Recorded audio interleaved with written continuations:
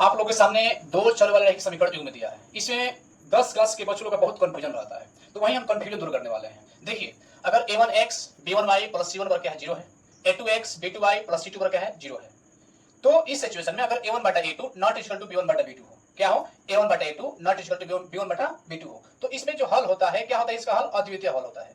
क्या होता है? अद्वितीय हल होता है। ठीक है, इसकी जो रेखाएं होती है, रेखाएं क्या होती है, तो प्रतिच्छेदी करती है। प्रतिच्छेदी मतलब का एक दूसरे को रेखाएं क्या करती है, इसमें काटती है, जहां काटती है वहीं एक्स वाई का हम लोग का क्या मान प्राप्त होता है। ठीक है, अब देखिए इस सिचुएशन में a1 बटा a2 बराबर b1 बटा b2 बराबर क्या c1 बटा c2, इसका जो हल होता है क्या होता है, तो अपरिमित रूप से अनेक हल होता है।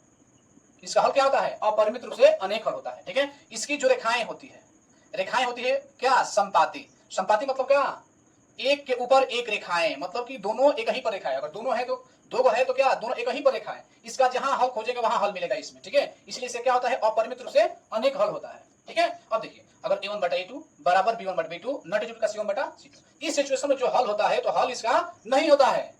ठीक है, इसकी जो रेखाएं होती है, रेखाएं होती है क्या होती है, रेखाएं इस रेल की पटरी जैसी रेखाएं होती है, कहीं ये आपस में मिलेगी नहीं, मतलब का समांतर रेखाएं होती है। ठीक है, इससे 2 से 3 ऑब्जेक्टिव हर एक साल पूछता है, तो आप लोगों को समझ में आ गया होगा।